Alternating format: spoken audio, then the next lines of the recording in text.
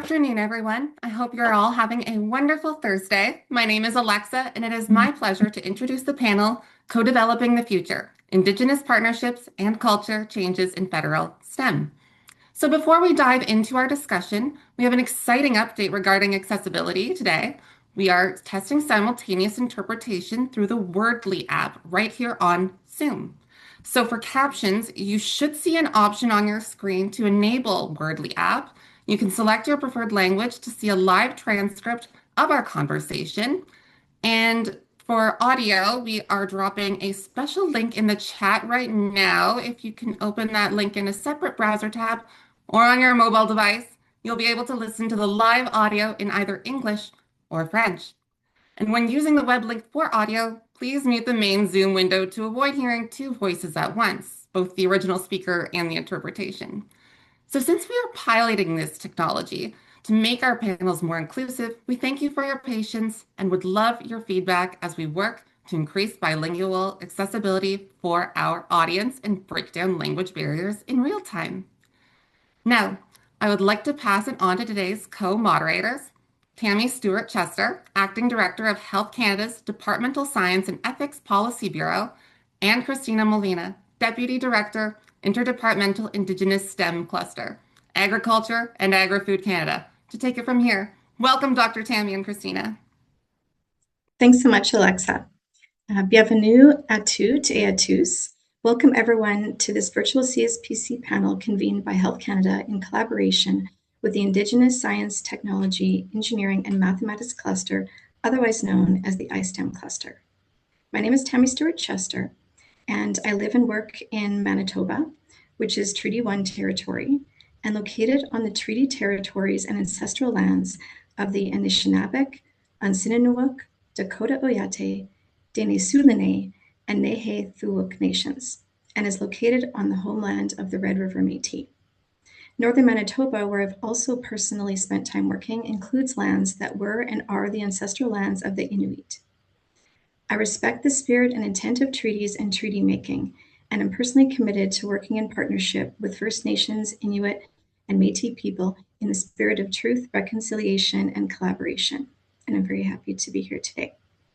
Je suis la directrice par intérim du Bureau des politiques scientifiques et d'éthique du ministère de Santé Canada. Au cours des dernières années, Santé Canada et le groupe STEM-A ont collaboré des panels CSPC afin de faire progresser la réconciliation et de renforcer le leadership national en matière de sciences et de politique du gouvernement fédéral. Je suis très heureuse d'être ici aujourd'hui pour co-modérer cette séance appelée Co-développer l'avenir, partenariat autochtone et changement culturel dans les STEM fédérales avec Christina Molina, la directrice adjointe du groupe interministériel de sciences, technologies, ingénierie et mathématiques autochtones du gouvernement du Canada. I now invite Christina to more fully introduce herself and to offer the land acknowledgement and next steps. Thank you so much, Tammy, for those opening words. And welcome to everyone. Bienvenue à toutes et à tous. Tonche Kiawal Natotamak. Bon matin, bon après-midi. Christina Malvina de Cachon est directrice adjointe à quoi et chim interministériel sur le STEM autochtone NIA. Minou des familles, c'est les Mauricettes, les Parentaux, les Chartrons, et les Genailles. Ma parenté, la Rivière Rouge, Ostchuok. Vancouver Dostchin, les territoires de les nations Squamish, Tsleil-Waututh, et Musqueam, et Michignia.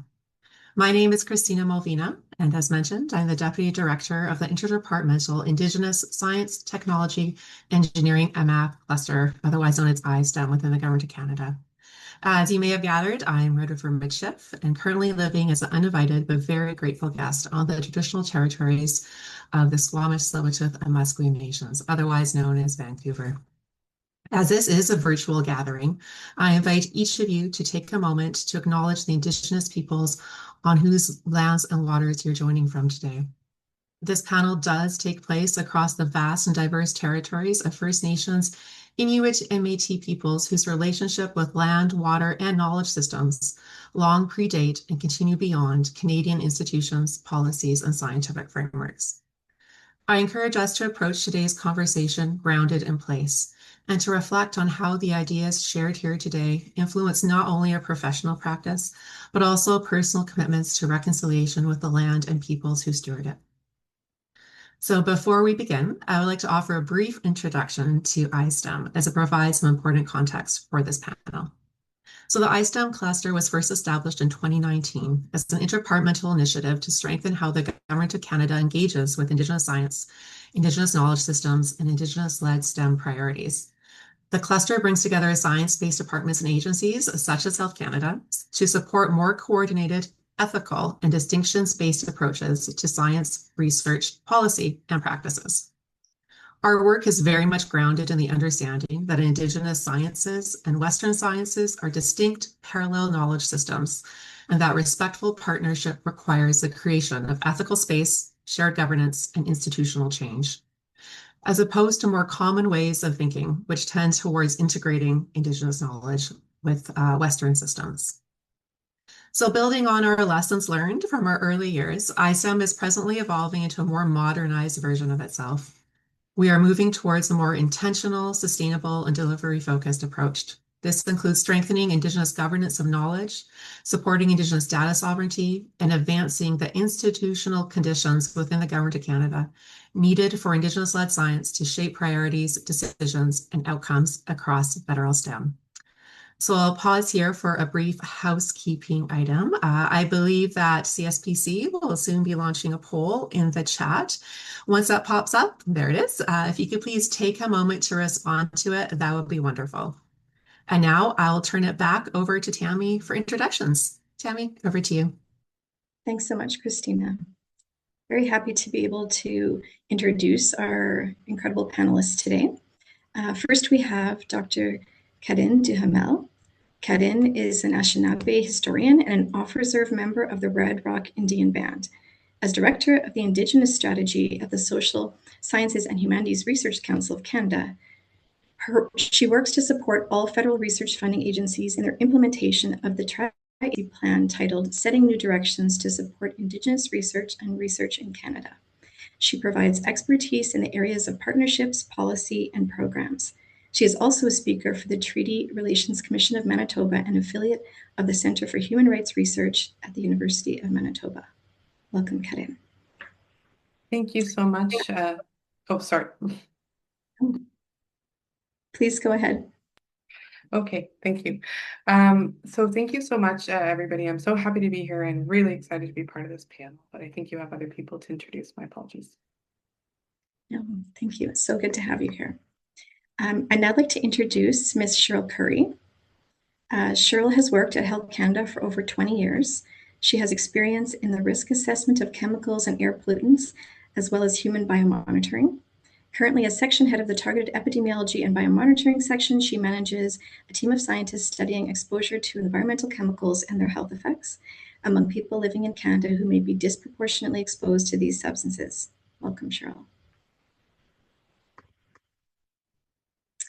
And next up, we have Mr. Simon Smith, who is the acting manager of the Northern Contaminants Program within Crown Indigenous Relations and Northern Affairs Canada. Simon has worked with the Northern Contaminants Program for the past 20 years and has seen the program grow and change over that time.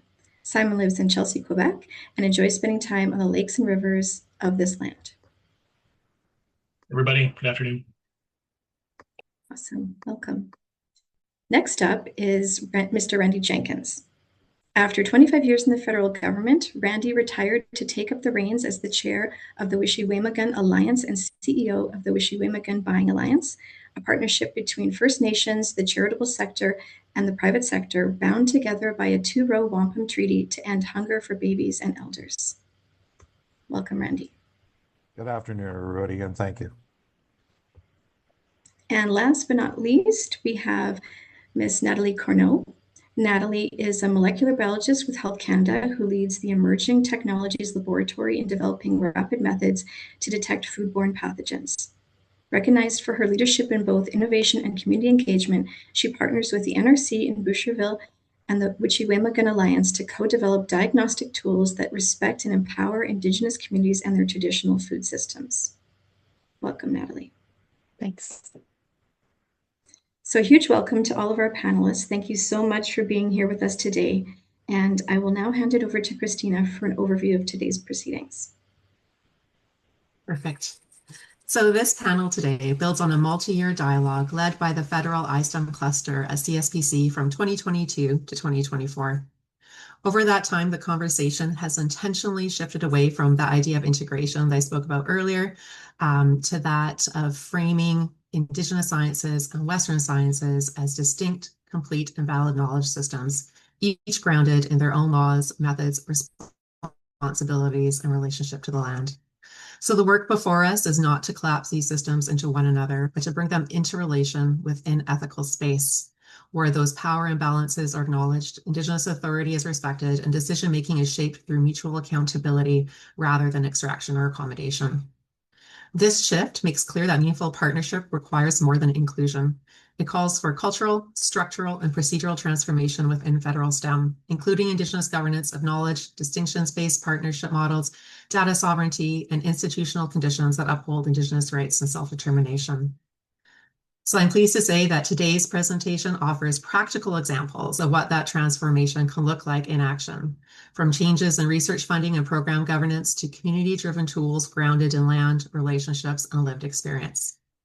So following our three presentations today, we will have some structured questions for the Q&A, and then we will open it up for the audience. So now moving on to our first presentation, I would now like to invite our first speaker, Karen Duhamel, to introduce herself more fully and begin her presentation, Transforming the Research Ecosystem in Federal Research Funding, from Integration to Co-Governance in Indigenous Research, which will highlight how the tri-agencies are moving beyond collaboration toward more equitable partnerships by recognizing Indigenous peoples as longstanding researchers and affirming the value of Indigenous research. Corinne, please go ahead. Thanks so much, Christina. Hello, bonjour. C'est un vrai plaisir d'être parmi vous aujourd'hui. It's such a pleasure to be here with you today. I'm so grateful to be part of this panel, and I've really appreciated the opportunity to work with the other panelists as we've developed this idea and to bring it to you today. So it's been a really great process. As mentioned, I am coming to you today from the current perspective of the Social Sciences and Humanities Research Council and Canada's federal research funding agencies. But my background has been an involvement in research from many different perspectives. So I started out in 2013 working in law firms doing legal research for Indigenous communities, especially around citizenship and membership codes and kind of issues of that nature. As a historian, I also worked with individuals who were seeking compensation under the individual assessment process under the Indian Residential School Settlement Agreement. And then I started working really in public history and working specifically in the context of museums and representation in museums. And so working at the Canadian Museum for Human Rights, both as the curator for Indigenous content and later the manager of public programs, I sort of witnessed the power of research and the power of language. And so today I'm really hoping to kind of bring all of this learning over all these different experiences to you. I would say the other major factor that has really influenced a lot of what I will share with you today was my involvement in the national inquiry into missing and murdered Indigenous women and girls. I had the absolute honor to work closely alongside family members and communities who were involved in the national inquiry in my capacity as Director of Research, working with them to draft the final report, to create the calls for justice, as well as to manage the legacy archive and the forensic document review project. So coming to SSHRC for me, came here in 2022, felt a little bit like coming home in the sense that I was able to bring, my work in all of these different environments, my work with communities, my own background to bear on, I think, what are really critical and essential questions in how we address research and sort of some of the connections that I think are really critical to think about, perhaps now more than ever, within the context of science policy. So today I'll really be focusing on how federal research funding is really beginning to shift, not just in terms of programs, but also in terms of the underlying systems, structures, and assumptions that shape how research is supported and governed. So I'll focus really on how our work in Canada's federal research funding agencies, so the Social Sciences and Humanities Research Council, the Natural Sciences and Engineering Research Council, and the Canadian Institutes of Health Research, how that work collectively is contributing to what I feel is a broader transition from inclusion within existing systems toward co-governance and Indigenous leadership, or sorry, Indigenous-led research ecosystems. So I'll just contextualize the conversation briefly. I think it's fair to say that as Indigenous peoples, we have been researched often very literally to death through experimentation, through deficit-based frameworks that blame Indigenous peoples for the legacies of colonization, and the way in which research has at times been weaponized to further disenfranchise or oppress Indigenous peoples. This is not theory. This is a historical fact. And this real legacy of mistrust, which has been generated in a lot of different parts of research over the course of Canada's 150 plus year history, contributes, I think, to the importance of our conversation today. I think it's important then to think about moving beyond considering supporting Indigenous research as the right thing to do, to considering it as the necessary thing to do from the perspective of rigor, from the perspective of excellence, and importantly, from the perspective of merit. I think it's fair to say that we don't have a problem with research. We do have a problem with how that research is valued and used.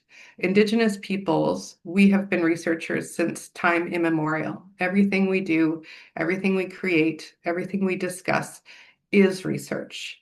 And just because Western knowledge systems have only just started to recognize its importance, it doesn't mean that we haven't been doing it, as we say, since the world began. So this is for me about expertise, and we have it. So moving on. So thinking about sort of this shift, I want to start with a framing that I think has been evolving really across this conference's discussions over the past several years from when I first got involved. And it is the kind of statement of the importance of Indigenous knowledge as not something to be integrated into Western science. It is instead looking at Indigenous knowledge or Indigenous knowledges as distinct and rigorous knowledge systems that are rooted in land, in relationships, and in intergenerational knowledges. What we are seeing now and what we're hoping to support is really a shift away from integration toward recognizing parallel and intact knowledge systems. And I think it's important to note that this work, and I've heard other folks in the panel talk about this in different ways, often happens within what's called ethical space, a space where different knowledge systems can engage without one being subsumed by the other. For me, this shift has major implications because if the systems are distinct, then the structures that support them also need to change. So in more concrete terms, I'll say Indigenous knowledges are science. Indigenous peoples are not just participants in research systems. They are knowledge producers, theorists, methodologists, and innovators. SSHRC has formally recognized Indigenous knowledge as science, as have other agencies, leading to Indigenous-specific work that I'll highlight in the next few slides. And so for me, it's important to kind of ground our discussion in the idea that federal research systems were largely designed with Euro-Western paradigms, and they were not designed to support Indigenous self-determination in research, Indigenous governance and knowledge, or relational and community-defined approaches to research and to impact. As a result, then, often our systems tend to centralize decision-making within institutions. They tend to define excellence in very narrow ways, and they often rely on standardized timelines and metrics that just don't port very well to other kinds of knowledge systems. I think fundamentally as well, they can often operate in ways that can be seen and are extremely extractive. And so, from my perspective, key gaps that we need to address are some of those, right?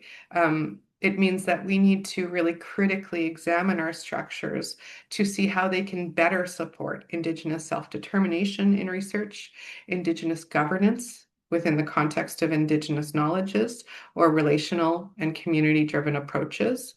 And so the challenge here is not simply to add Indigenous participation, it is really to transform the systems themselves, structurally, procedurally, and culturally.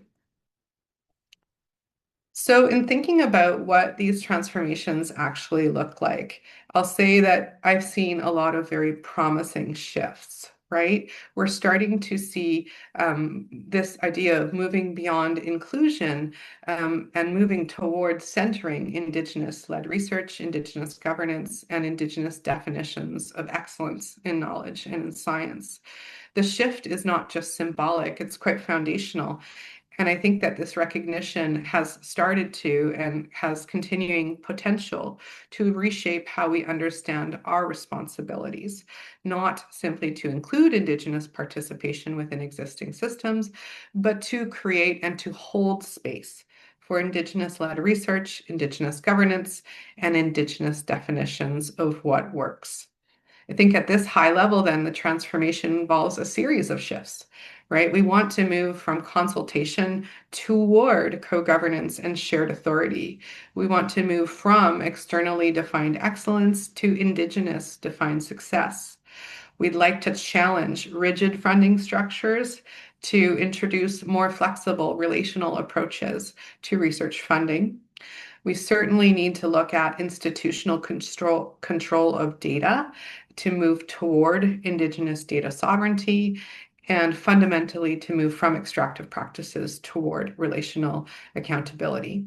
So what ties all of these things together for me is a shift in who makes decisions, how decisions are made, and what counts as valid knowledge and important impact.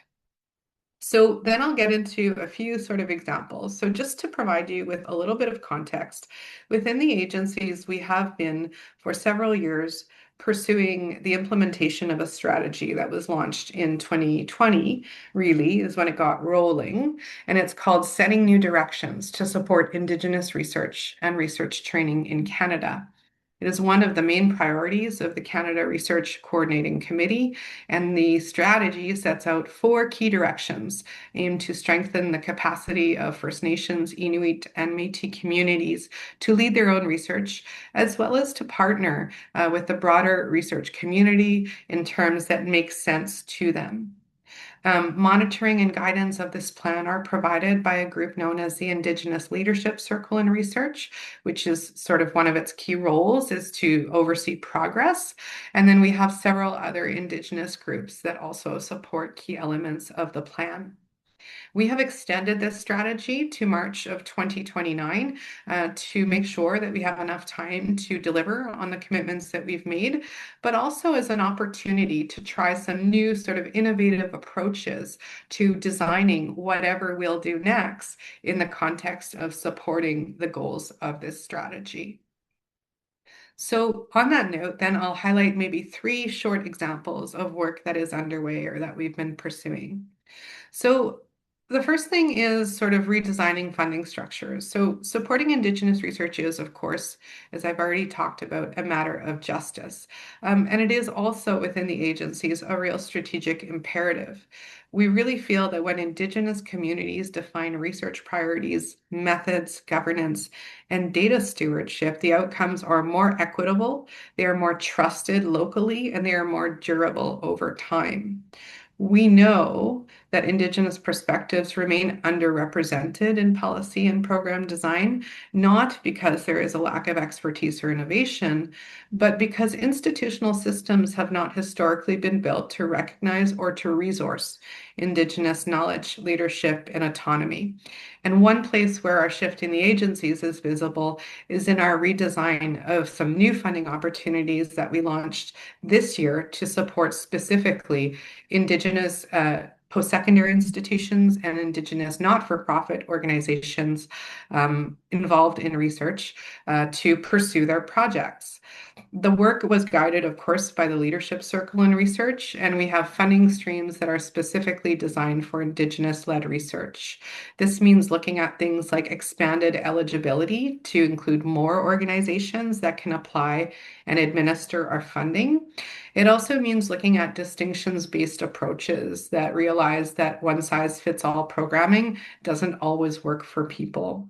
We've also provided greater funding flexibility in how folks can use the funding. Things like paying honoraria, supporting protocols are all included in these opportunities.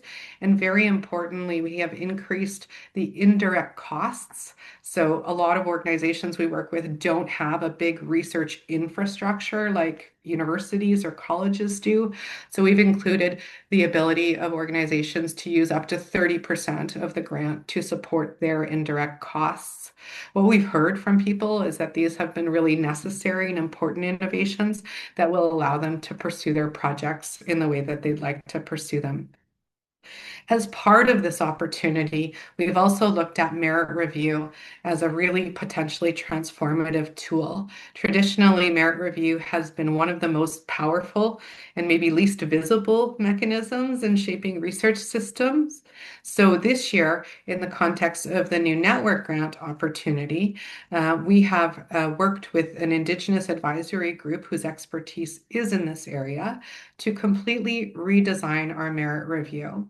Instead of providing a numerical score for things like capacity and feasibility and some of those more traditional criteria, we've moved toward criteria that emphasize relational accountabilities. And the only criteria for the first stage of this grant was actually community-led research and relevance. So it was the only thing that we evaluated people on with an all-Indigenous committee based on a consensus sort of score or like funding decision. And so it's really a departure for us to think about evaluating research in this way. And for the second stage, we'll be adding more customized criteria, such as learning, mentorship, and community expertise. So how do proposals really support capacity, Indigenous capacity? We'll also be adding criteria related to ethical partnerships. So how are these partnerships supported? How are people working with each other? And then finally, some criteria is related to Indigenous knowledge sharing and impact. So how will this knowledge be used really to support future work or future projects? The third example I'll reference is really around an extra project that's tied to the strategy. So to better understand the impact of the work that we're doing under the strategy and also to support sort of meaningful and relevant planning, we have worked with partners to start to design an Indigenous-led evaluation of the Setting New Directions strategy. It's beautiful. It's called Our North Star. I'm happy to answer questions about it. But in short, it is a transformative Indigenous-led approach to evaluating the impact of the strategy. And it's really rooted in Indigenous knowledge systems and responds, I think, really concretely to the calls that we have heard over and over again for meaningful, culturally grounded evaluation practices that reflect Indigenous priorities, values, and ways of knowing. So in sort of summing all of that up, I'll mention that for us, there is obviously changing policies and programs, but what's also really needed is a culture change within our institutions. We have to internally, as people that work in science policy and program delivery, shift our sort of mindset in thinking about accountability, in thinking about how we approach risk tolerance, and happy to go down those rabbit holes during the Q&A if we have time, in defining rigor and also in recognizing Indigenous leadership. And I'll say that culture change is often the most challenging and also the very most necessary dimension of what we do. So in closing, I'll just note that there are some key takeaways that I would leave you with. First, co-development really requires shared authority, not just consultation. I would also say Indigenous governance is foundational and it is not optional. Third, I would encourage you to consider the tools of the system, how those tools are designed either to enable and protect, or perhaps, and in a lot of contexts, they are still designed to extract. And then I would just note that culture change within institutions will be a really critical foundation to thinking about what success looks like down the road. So with that, I will say thank you so very much for listening, and thank you for and your interest in this topic. This really is systems change requires everybody to participate. It is really an all hands on deck situation. And so really do appreciate your openness to hearing about some of these issues from this wonderful, wonderful panel. Thank you so much. And thank you, Corinne. I have to say, every time I hear you talk about the work that you're leading, that I am filled with a sense of both gratitude for you and everything you bring and do, and also optimism for the future and the path that we're on. And it's not often I feel a sense of optimism, especially lately, but definitely following your presentation, I can feel that. So thank you so much. So now I would like to invite our second set of presenters, Cheryl Curry and Simon Smith, to introduce themselves and share a bit more about their backgrounds and their work. So they'll be providing an overview of the Northern Contaminants Program, including its governance structure and Indigenous decision-making roles, by highlighting key shifts in program delivery and implementation through collaboration and co-development. So over to you, Cheryl and Simon. Great. Thank you so much, Christina. Thanks, Christina. I will introduce myself, then let Simon introduce himself. I will do a couple slides, then he'll do a couple slides, maybe a few more than me. So I work with an environmental health research group at Health Canada, and my group is very happy to support the Northern Contaminants Program, particularly the Human Health Research Envelope. And so when the request came in to highlight this program, of course, the best part of the job was that I had to drag Simon in to help do this. It's always a pleasure to work with the NCP Secretariat. So Simon, would you like to introduce yourself? Sure. And we could maybe start the presentation as well, and I can sort of talk over the title slide. Simon Smith, I've been with this program, with the Northern Contaminants Program at CERNAC for 20-ish years, and I left for a little while and came back. One of the most amazing things to see over that time is that there are a lot of people that have stayed with the program. You'll see in our presentation that it's a very diverse group that manages this program, and we're going to be talking today about the governance and the structure of the program, but also some of the work that we've done over the years and how it's changed.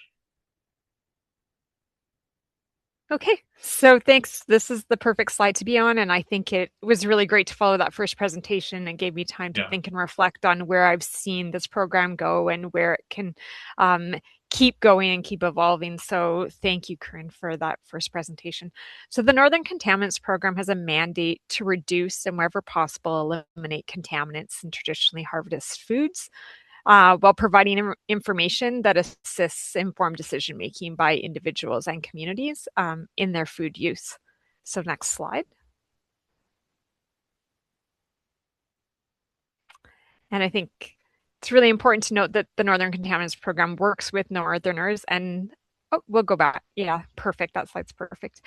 Works with northerners and scientists in the south and in the north to study and track pollutants and plastics that travel to the north from faraway places. So when we're talking about this, we're talking about pollutants that arrive by air and water currents from other parts of the world, and then they stay in northern ecosystems and environments, and they can collect and bioaccumulate up the food chain. So I'll turn it over to Simon for the rest of the Sure. presentation. Thanks, Cheryl. So we'll go next slide. So, well, I'm going to be talking mostly about the governance structure of the program and how Indigenous voices are built into the governance. But I also wanted to start off just with a bit of a background of the program at large. We put out an annual call for proposals for work on contaminants in the north. And it's about a $5 million a year program. And we end up funding around sort of 60 to 70 different projects every year. And in addition to how Indigenous voices are represented within the governance of the program, I also wanted to touch on something that we ask of every applicant for funding. So as part of every proposal that we get, we have sections that you can see on the right-hand side here, just the first page of our proposal format. But there are sections that the applicants have to fill out where they talk about what's their communication plan going to be. Who are they talking to in the communities? How are they talking to those folks in the research and the work that they're doing? We ask them what kind of capacity is being built in the north. Is there any training going on? Are they holding workshops? Are they hiring people? Are youth engaged in the different projects that are being undertaken? And then around Indigenous knowledge, we ask them to identify how they're engaging with Indigenous knowledge and knowledge holders, not just in the work that they're doing while they're in the north, if they are doing work in the north and field work, but how they're engaging with Indigenous knowledge in the development of these projects. Who have they talked to, and what kind of experience are they getting in how the project is designed? So right from the design stage to the field work stage to the analysis of results, and then ultimately communication in the communities of what those results are around contaminants and traditional foods. And then an important piece to touch on lastly here is that for every project that comes to us, we have to see an active approval of that project by the community where it's taking place. So every project, if they're doing work in 5 different communities, those 5 communities, whether it's the Hunters and Trappers organization or Indigenous organizations within those communities, they have to actively say, yes, we've heard about this project, and yes, we want it to go ahead, and we're comfortable working with the project leads. So this is something that gets applied sort of across the board for every proposal that comes to us. We can go next slide.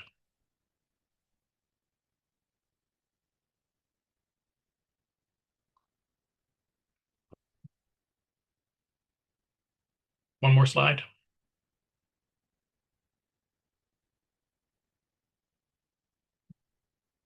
There we go. Thank you. So the project, I work at CERNAC.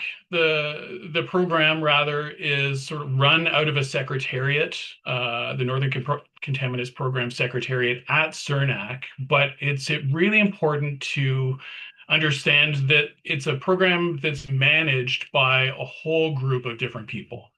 And you can see here a bit of a schematic of who makes up the management committee for our program. It includes federal science departments.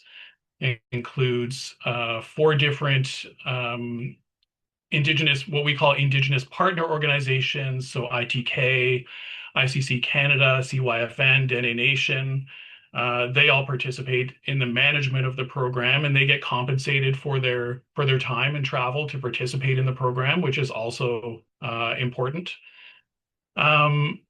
There's different regional representation from the health departments of each region, the territories and Nunavik and Nunatsiavut, the health departments and the environment departments of each of those, and then representatives of different structures that we've set up called regional contaminants committees, and I'll get into that in the next slide. But it's also important to note here that this is a multidisciplinary committee that's consensus driven.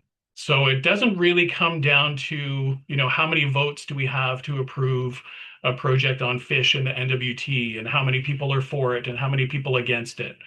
But it's a consensus-driven approach that we take, can often involve lots of discussion. Those discussions can go down lots of little rabbit holes and be a little circuitous at times. But in the end, everybody's on the same page, which is kind of neat to see.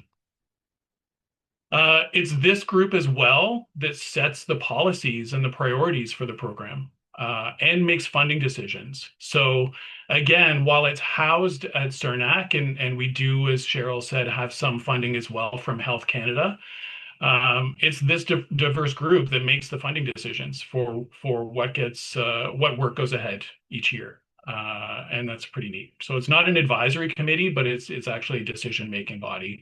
And there are quite a few Indigenous voices around the table when we have all the regional representation as well. And just in the bottom left, we had a meeting of the management committee about a month or so ago, and these were the folks that were in the room here in Ottawa. And there were a whole bunch of other folks who were online from across the north as well. Next slide, please.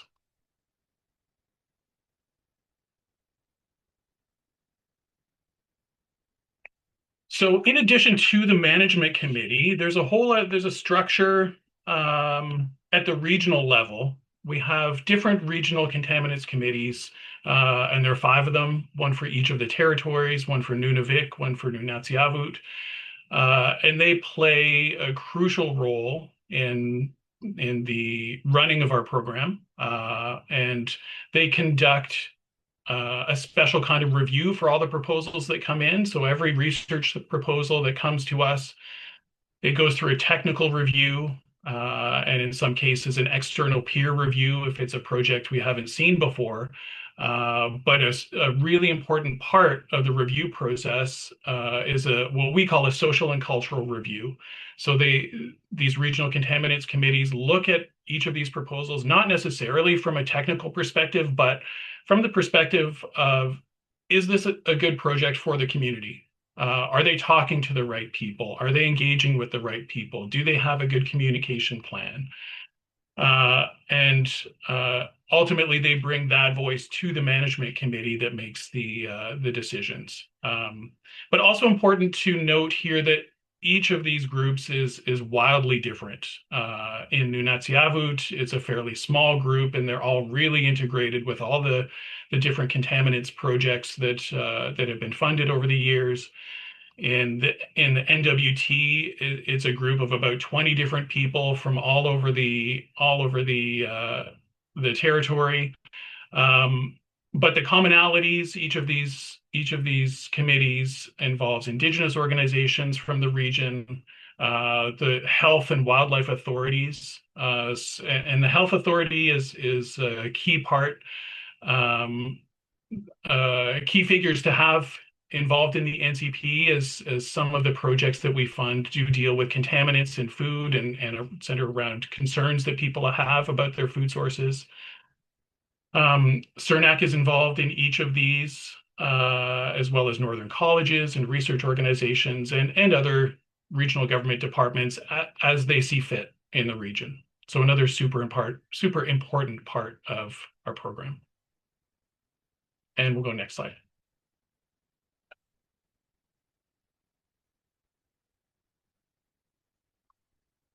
Sitting on those regional contaminants committees are 6 different positions that the NCP funds across the north, and we co-fund these positions with ArcticNet, another northern research organization, as well as each of the host organizations where these positions sit. So you can see here CYFN, Atinuvik in Nunavik, Dene Nation, Nunatsiavut Government, Inuvialuit Regional Government, and NTI in Nunavut Tungavik Incorporated.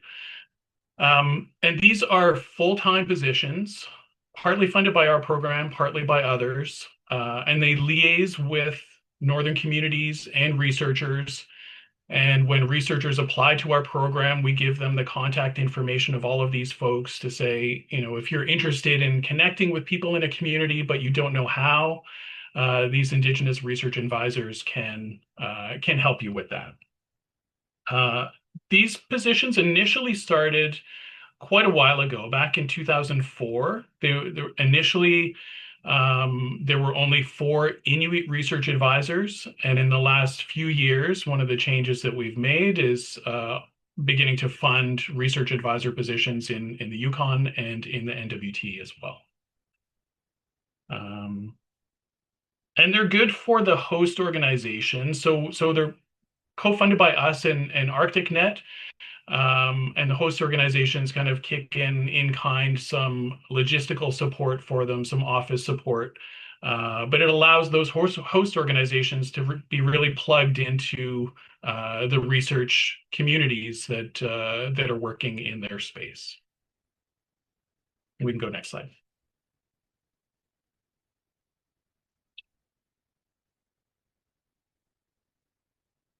So I'm going to shift a little bit here as the program shifted. As Cheryl mentioned early on, this is an older program, started way back in 1991. And didn't initially have community-based monitoring projects. And that's something that was added to the program in the 2010s, was the first time we had projects that were focused on being community-based. Some of them were already, but we dedicated funding, the program dedicated funding for projects that take place in the North, that are funded in the North, and most of the funding and activities take place in the North and driven by communities. So there have been quite a few of these over the years. And we can go next slide. And I'll just give a couple of quick hits of some of the things that we've looked at in these projects, a whole host of different species, different environmental components over the years, and in many different places. And next slide will just be a sort of a quick representation of who has led these projects. So we have First Nations, we have Northern villages, Indigenous organizations, and in some cases, individual researchers in a community in the North. And then I think our last slide coming up, and I apologize if I'm going over time. We just wanted to touch again on the 2 goals of our program. So one, which was gathering information about contaminants and making sure people had that. And we've had the flexibility over the length of our program, over the lifetime of our program, to change the way that we've been working with Indigenous communities and rights holders as they tell us how they want to be communicated with and what they want to hear. And then lastly, the only way to stop these contaminants getting to the North and getting to these communities in the first place is by turning off the tap and stopping production and use of them in the first place. And one of the things that our program does is fund ICC Canada, Inuit Circumpolar Council Canada, to work at those stages to bring those local results to those international stages, and let people know that this is having real world implications, real world risk that's going on. With that, I realize I'm over time. I apologize. I wanted to thank the organizers, wanted to thank you as participants, and looking forward to seeing your questions. Thank you much. Thank you so much, Simon and Cheryl. And you're barely over time, not even worthwhile mentioning. But thank you so much for your presentation and the very concrete example of what that structural and cultural change can look like and how is actually directly linked to the success of a program. So with that being said, I will now turn it over to Tammy to introduce the next presentation. Thanks, Christina. It's my pleasure to welcome our final set of speakers, Natalie Corneau from Health Canada and Randy Jenkins from the Wishy-Waymagon Alliance. And this final presentation is titled Country Food Safety in Indigenous Communities via Deployable Lab-on-a-Chip Devices. And it will focus on food safety in northern communities, highlighting strong community partnerships and showcasing complementary scientific and community-driven approaches. So I'll now hand things over to Natalie and Randy to more fully introduce themselves and to begin their presentation. Over to you, Randy and Natalie. Yeah. Hi, everyone. Hopefully you can see my slides by now. Okay, so I'm very pleased to be with you today. I'm Nathalie Corneau, working at Health Canada Bureau of Microbial Hazard. I've been developing a system for food safety for the past 16 years, actually, that are based on lab-on-a-chip, the picture that you're seeing. This presentation is about the research project itself, that is country food safety in Indigenous community via deployable lab-on-a-chip device. It's done in close partnership with CERNAC. CERNAC, yes, is in the pod, but also NRC and the Wishy-Waymagon. So Randy, over to you for a brief introduction. Hello, everybody. My name is Randy Jenkins. I'm the chair of the Wishy-Waymagon Alliance, which is a treaty-based partnership between First Nation communities, organizations, and the charitable sector. And I'm the CEO of the Wishy-Waymagon Buying Alliance, which is a First Nation-owned not-for-profit business entity supporting the activity of the alliance. I have recently retired from the federal government, and in order to make sure that I change my hat, well, the elders have gifted me with a drum and a pipe, which to many people may seem like an honor, but is actually a massive obligation to make sure that you speak on behalf of the people themselves. And as my pipe is a children's pipe, my voice needs to be for the children. So again, my obligations have shifted significantly.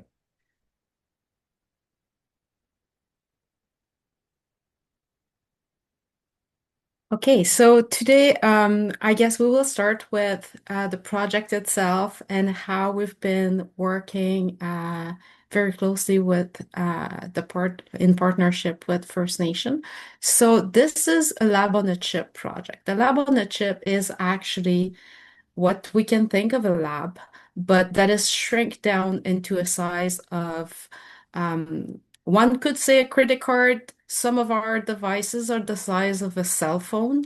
And each of the little round spot that you can see underneath is currently a chamber or where some chemical activities are happening.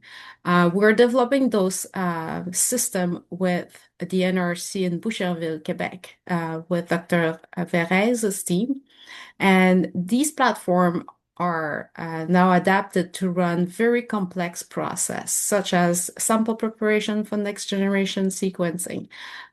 Being in the Food and Nutrition Directorate at Health Canada, we're mostly designing those tools to monitor food safety and do rapid bacterial or parasitic or virologic detection, pathogen detection from food. So we're using a tool called the Power Blade. The Power Blade is that blue thing that you see on the screen. It's about the size of an Instapot. It's field deployable, and it's all automated. So there's a computer in there that runs a protocol to actuate the chip, and each of those microfluidic devices are designed specifically to do a specific assay. So it's customizable to whatever we want to detect or test. It's fully automated.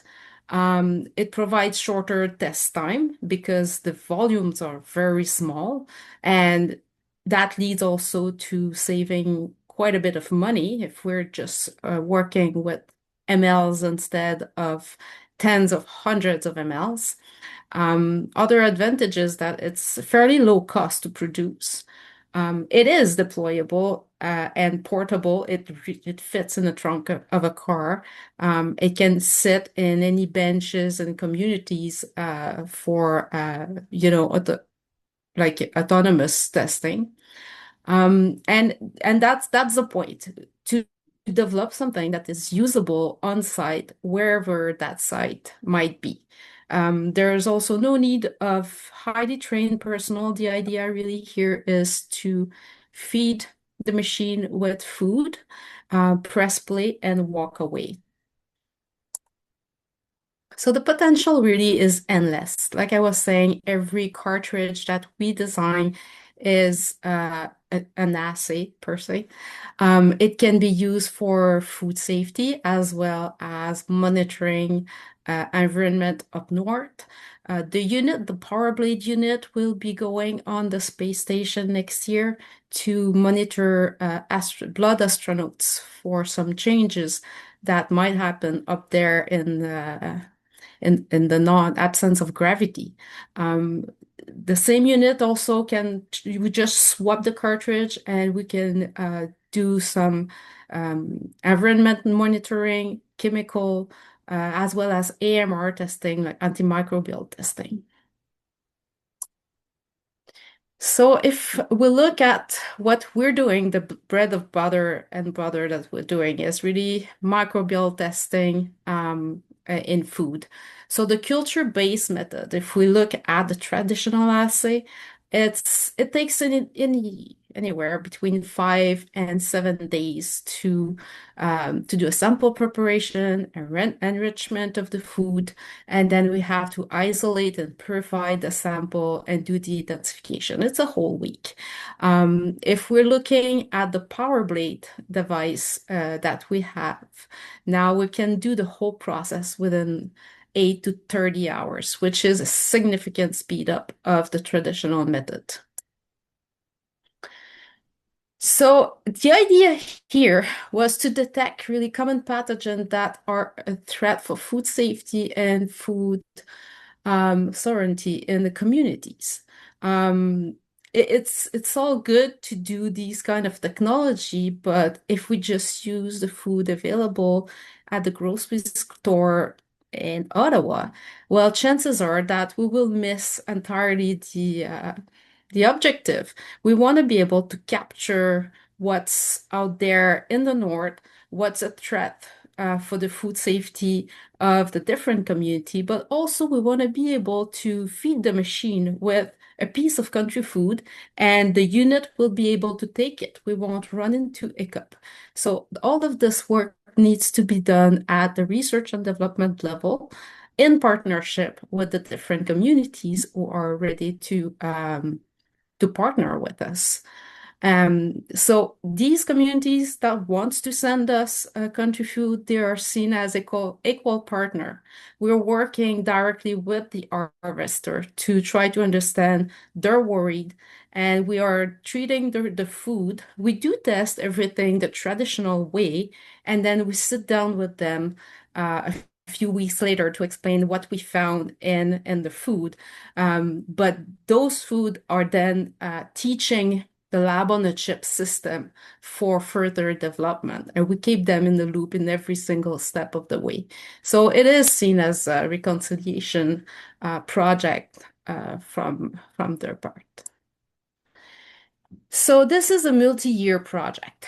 If we want to be able to push this technology up all the way to the north, we need to work all together, multi-department, Health Canada, NRC, we have CERNAC as well. Some communities, which Wemagon has quite a bit of communities involved. Randy can talk about that. MKO has been actively sending sample to us as well. And really the idea is to identify the different pathogens that are present in those kind of food. And once we have a good idea of what's out there, we can then produce very specific devices, colorimetric, that are very quick to detect what someone could be worried about. Instead of going whole genome sequencing, we could maybe ask just a yes/no answer for a very specific bug or microbe that is seen around a community. So those are actually in development as well right now in the lab. Over to you, Randy. This project is fairly important for the communities participating. Although the food practices in the communities have been developed over millennia with extensive food safety rules and practices and traditions, none of these have been verified in the past. But the survival of the people for 100,000 years on the land, working in accordance with these traditions, speaks to its validity. The trick in this project is to build the relationship between the harvesters and the scientists. We've not been kind to communities in the past. There's an extensive history of attempting to, civilize, colonize, and take over Indigenous practice. So the trust relationship is simply not where it should be for one of these projects to go into place. So the relationship part of this project is extremely important. The sharing of the results, the open discussion with the people who directly harvest the food and who feed it to their families is remarkably important. Next slide, Natalie.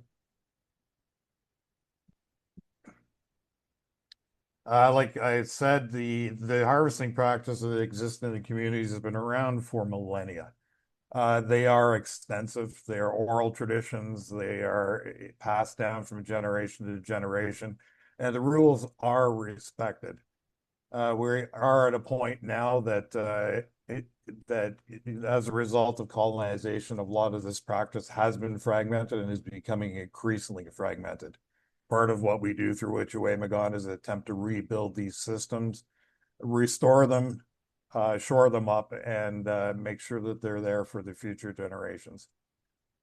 Food harvested for the Inuit, the country foods include wild bird eggs, berries, seal, caribou, fish. For First Nations, it's more southern species such as moose, deer, caribou. But there are a lot of crossover between the various nations that harvest and have shared food. The trade networks in the past were so extensive that you can find materials from Greenland in California.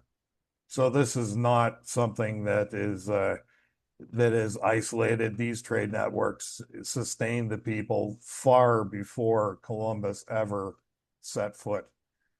So these traditions have been built across, generations and multiple cultures and are very integrated and very complex. The communities themselves, when you speak to them, don't see themselves like Western science as holding dominion over nature. They see themselves as being part of nature.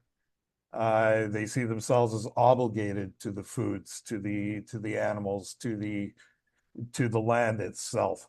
And this is absolutely critical. Like I said, colonization have broken this down, numerous waves of colonization from, the Beaver Wars to first contact to residential schools. The damage has been significant. But the good news is that these practices have survived and are being rebuilt and are being recommunicated. Next slide, Natalie. It's quite interesting when you first encounter the traditional harvesting practices. The Western tendency is to treat it as a quaint tradition, as something that's based in cultural practice rather than anything that's critical. However, in the communities that we deal with on large, the remote communities in Canada, where the average incomes hover around 30,000 and average food costs to feed a family of four, a safe, healthy diet is about 26,000.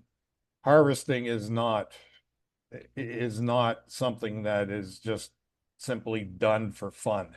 It's an absolute necessity in these communities. A large part of their nutrition comes from the land, so the safety of this food is of top of mind for the community members themselves. This all operates in a practice in which colonial uh, colonization has not been kind to harvesting. If you look at the way various provinces have stepped in to attempt to impede harvesting, to restrict harvesting, to govern harvesting. Even public discourse when it comes to Indigenous harvesting is not supportive of the activity. These people feel like they're under attack. They feel like they can't speak to what it is that they do to feed their families for fear of reprisal. And even today, conservation and other environmental efforts tend to create clashes. The extinguishment of the fur trade is one large example of this, where for 450 years, the fur trade was the economic engine of these communities, and yet was extinguished by effectively, social media presence. The devastation in the communities was horrific, and it's never been addressed to any degree. Next slide.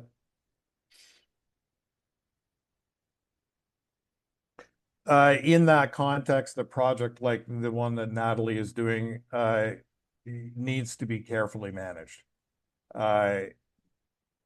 The way she does it now, this community is viewed as an element of reconciliation. It's viewed as Western science engaging with their own sciences and own traditional practices to reach a common goal, to care for the land, to care for the animals, and to care for the people. The responsiveness of the team is quite remarkable and is well respected by the communities. Where communities have a specific concern, generally gets expressed as, why is my moose gooey? The effort put in by the scientific team to find out why that moose is the way it is respected by the communities, and the communication of the results both respects their concerns and the scientific results at the same time. The project's being seen as being fully integrated into their practice, and interestingly enough, when the discussion moves to what the traditional rules are around food safety and harvesting, the project almost 100% confirms the wisdom of the elders, where the elders say, don't pick a blueberry that touches the ground.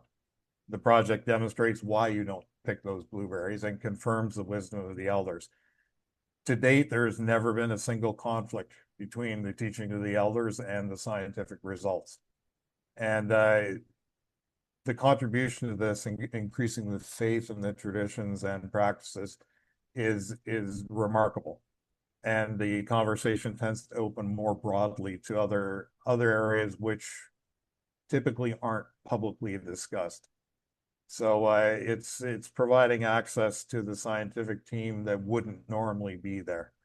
And that knowledge is absolutely respected. The confidence in the communities that this knowledge does not get passed on, does not get misused, is owned by the communities, is there to 100%. It's seen as an opportunity to protect the health of the babies and the elders, an opportunity to ensure that future generations can continue practices the way they have for millennia. And in that regard, it's absolutely remarkable. Next slide, Natalie. And back to you. So this is really a teamwork from the community, from multi-department. The work has been sustained by CSSP at the Defense. So a big shout out to everyone who's been contributing. That's it. Thank you. Thank you so much, Natalie and Randy. This is so exciting to hear about this new technology and the value of true partnerships with communities as equal partners in the research, and how this will directly benefit the communities I'm really excited to see how this work progresses over the months and years ahead. I'd like So to thank you. shout out to the communities that have joined us online. Our cousins from San McKay, my brother Brandon from Anishinaabe Nation. I hope I represented you guys well. Thanks, Randy. You both did an amazing job. So this concludes the presentations for this session, and now we're going to move into question and answer. So I invite participants to enter questions into the Q&A chat. So we'll just open that up now. But we're going to start with some more structured questions. So I'm going to jump right into it in the interest of time. And I'll start off with a question for Karin. So to get things rolling, first of all, Karin, thanks so much for your presentation. You spoke about the federal research ecosystem and the need to ensure that Indigenous science and Indigenous knowledge are fully respected, supported, and normalized through the research process. And when it comes to the federal ISTEM cluster activities, the starting premise is also that Indigenous science and Indigenous knowledge lead to better science. So I'm wondering if you have any additional examples of research and practice where you've seen Indigenous science and knowledge that has been very well supported. Thank you so much. Yeah, so absolutely. I think I'll just talk a little bit maybe more about some of the new programming we have and how it works. One of the big challenges that we often have within the councils, and I think this is probably true in other programs and departments, is sort of the instinct that it seems we see often to try to have people fit themselves into the topics in which we are interested in, actually. And so one of the things that we did to sort of challenge that in the context of some of our new funding opportunities is really to try to eliminate some of the disciplinary boundaries that exist among the councils. And so when we, put out the application or the new funding opportunity, what we said is you should conduct research in an area that's relevant to you, and it can touch on science, so like natural sciences, it can touch on social sciences and humanities, it can touch on wellness, however defined by the community. And I think that seems like such a simple thing, but sometimes in the world of federal mandates and structures, that can actually be very, very challenging.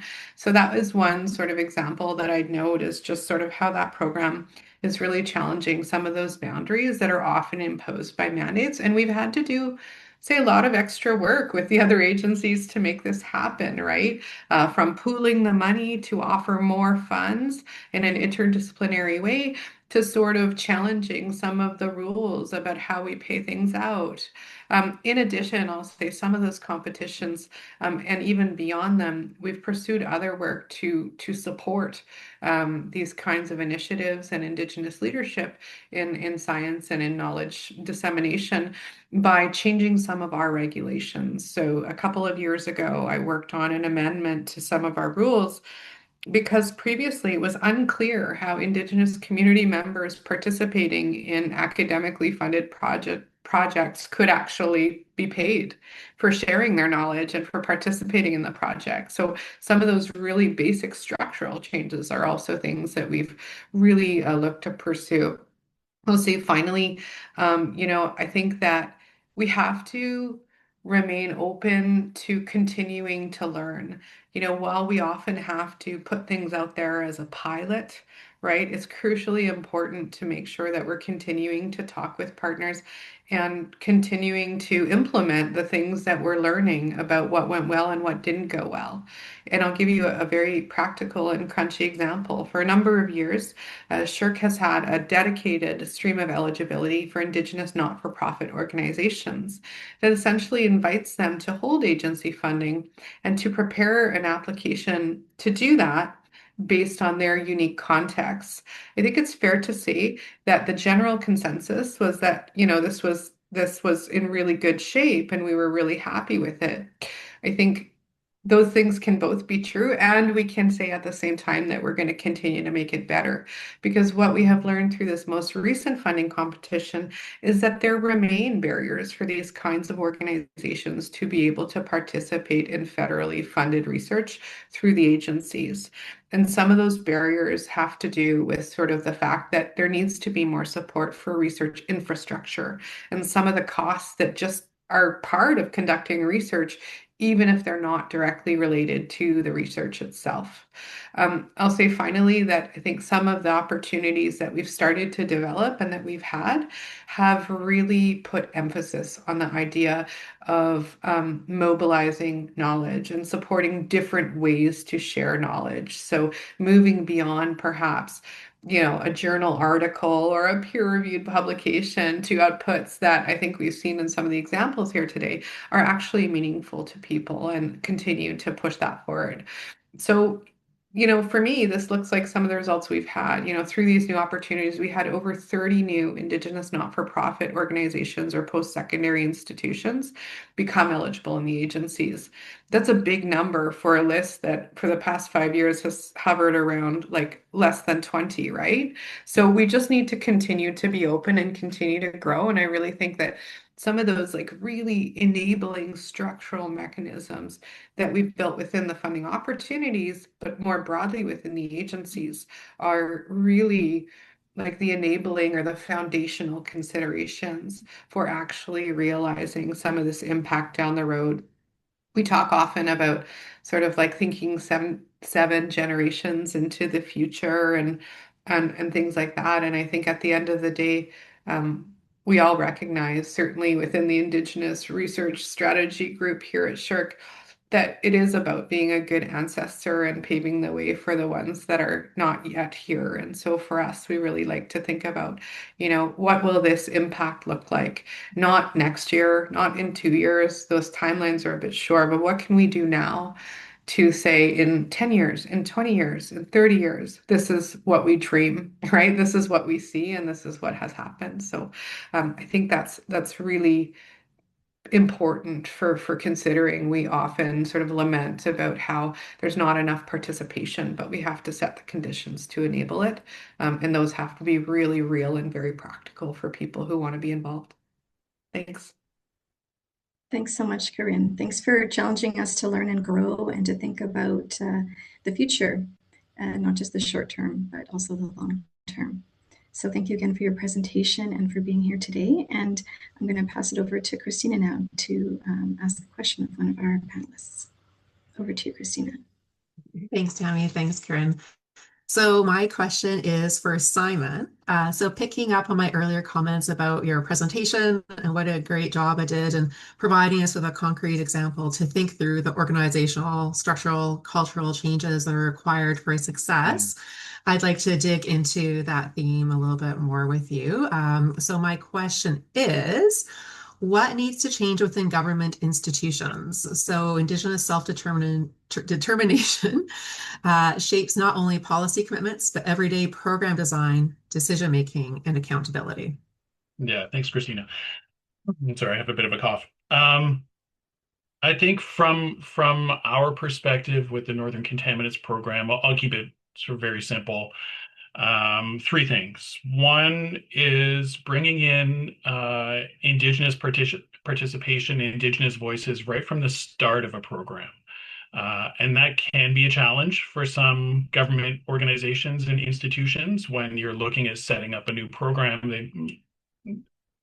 Looking for Indigenous input at that point may not be at the top of everybody's mind. But I can say that from the perspective of the Northern Contaminants Program, that has made the world of difference just from the ground up, having Indigenous voices there right from the start. So that's one. Two, having continued Indigenous partnership and meaningful partnership and decision-making ability. I think that's also key, not just building a program, but continuing to have meaningful Indigenous partnership as you go along. And then three, I think what can be a challenge also for some government organizations is an openness to change. Over the life of the Northern Contaminants Program, input from our Indigenous partners has changed. Over sometimes they want to shift priorities from what they're hearing from the communities. What are research priorities. And our program has had the ability and I guess flexibility to be able to shift priorities based on what we're hearing from the community level, from people where this work is taking place, and from people who are harvesting these traditional foods. And so I think that can also be a challenge for government organizations and institutions is once you get going as a program, how much can you change? Or yeah, I guess I would just leave it there. So participation right from the start, meaningful participation in decision making, and then an openness to change it, and then actively seeking the flexibility to change if you need to. Thank you. Thank you so much for Simon. And as a public servant for 20 years now, I have to say that that really resonates and is alignment of everything I've ever heard from any Indigenous partners. And I think your point too, that, those priorities from the Indigenous perspective can and will shift, and that is a normal, natural thing to happen. And the government needs to take that into account and be responsive to that. I think that is really key. And I think ties back nicely to Corinne's point too about the future and the continued growth and evolution of everyone in this relationship. So thank you for that. And I'll pass it back to you, Tammy. Thanks, Christina. My next question is for Randy. Randy, it was great to hear about the collaboration between communities and federal government departments. And I'm wondering from your perspective, what does respectful and effective collaboration look like in practice when co-developing solutions and challenges that are inseparable from land, governance, and Indigenous rights? And also, what advice would you offer for the participants listening today? Over to you, Randy. Actually, I'm going to continue on from where Simon left off. The tendency in government, and from my past as well, I would agree with him, the tendency is to avoid risk. Engaging properly in one of these projects needs to recognize that there's risk on both sides. It's not just government risk, it's a massive risk for the community to share information with anybody. They have the history. The experiments were performed on them. You need to understand the risk is often greater on the Indigenous side than it is on the government side. And government side is dollars and cents. On their side, it's far different. Again, the flexibility and the willingness to learn from each other. And it's not just learning the information that you're after, it's learning the culture around it. It's respecting the culture. It's, if you need to put tobacco into sample kits, you do it because it's a necessary part of the culture. That's what a partnership is. It's about respecting each other, respecting the world we each come from, and attempting to bring the two together. My grandfather used to tell me a story, like we were walking in the bush and he points at a frog and said, the frog's a very important creature. It's born in one world, it lives in the other. For its entire life, it's a bridge between the two. And that's absolutely necessary in one of these projects. You have to become a bridge between the two worlds. Thank you so much, Randy. A bridge between the two worlds. Thank you for those thoughts and sharing your wisdom and your expertise. So now, before we open it up to the participants, I'm just going to hand it over to some of the panelists to ask a couple of questions. So I will hand it over now to Karin to ask a question of one of the panelists. Over to you. Great. Thank you so much. So I guess my question is for Cheryl. So Cheryl, in light of Canada's commitments to reconciliation and also considering the implementation of the UN Declaration on the Rights of Indigenous Peoples in the form of the UNDA, how can a federal science program like the Northern Contaminants Program support stronger Indigenous authority over things like research priorities, data, especially interpretation, and also decision making? Yeah, thanks, Corinne. That's a really good question. And I think in the same way that Randy built on Simon, I'd like to build on the answers that we've already heard. I think you started us off talking about barriers, and I think that's one really important one is where can programs take down barriers to make their programs and what they want to do more accessible to Indigenous participants and partners in programs. I think what Simon said about the value of involvement in all steps of a program and from the beginning to the very end is really important in developing the environment for that right to be exercised. I think we've seen with the NCP over time that as research grows and evolves and transitions into more Indigenous-led research and researchers coming out of community, we see more of the capacity for this and more support for Indigenous authority over that data. And then finally, I'd just say that I think the NCP has a lot of great processes in place, but one of the things that I think is the most important is that the management committee that Simon showed, the circle of partners that come together to make consensus-driven decisions, meets twice a year. So like we're meeting and listening and learning, and every year, we're hearing again, right, how maybe research priorities are changing, like Simon said, but how, that relationship is evolving and how the federal government can do better in its role to support that. Thanks for that question. Thank you so much, Karin and Cheryl. And I'd like to now give Simon an opportunity to ask the question. Thank you. I have a question for you, Natalie. Reflecting on your experiences, what would you advise to scientists and researchers when it comes to working with Indigenous communities? It's an excellent question, and I do get it quite often. I mean, scientists needs to leave their ego at home. Indigenous partners are PhDs, have their PhDs into harvesting, into what the inside of, what anything that they do harvest looks like. Their expertise is just essential to the team. Not just that, you have to respect everything that comes, like the baggage, their knowledge. The first time that Randy kind of invited me to a gathering, I met a elder over there, and one of the first thing that he told me, he looked at me straight in the eye and says, "So, you're here to do some studies on us. You're going to use us as guinea pig, aren't you?" And,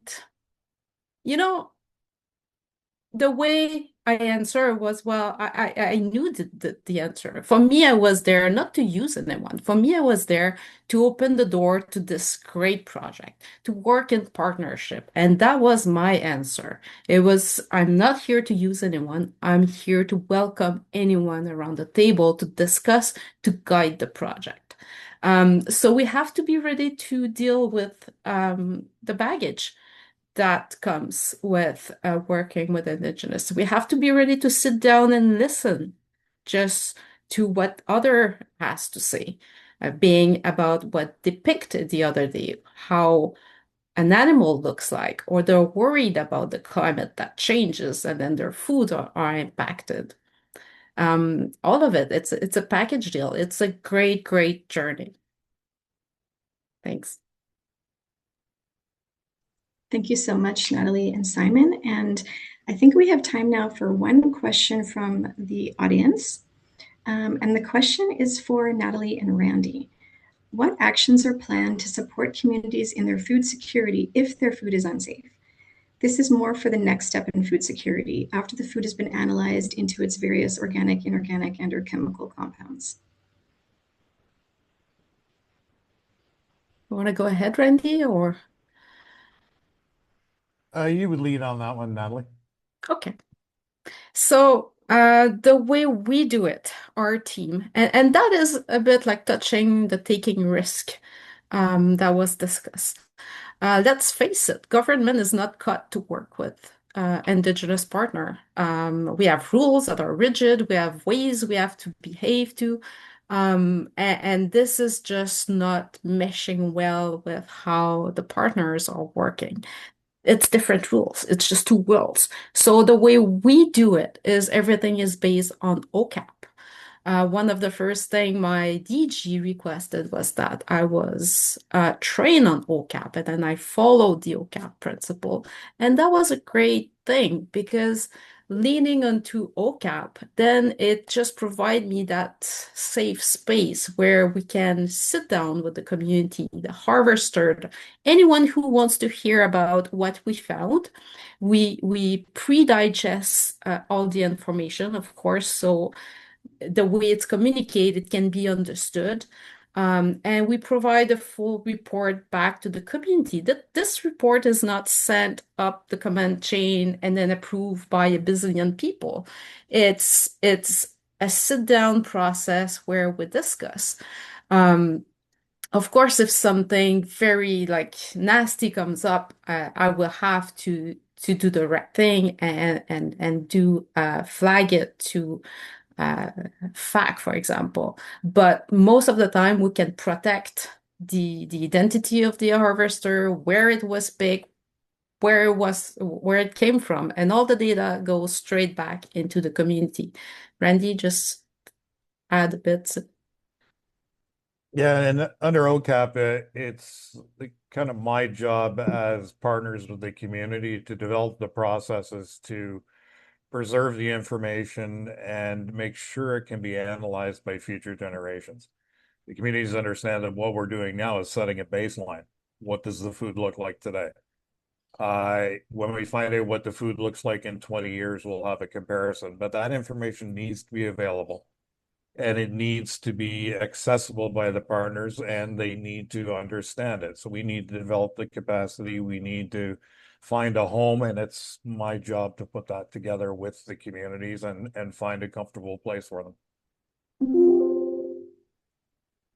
Thank you so much, Natalie, and thank you, Randy. Thank you to all of our panelists and to everyone who joined us today.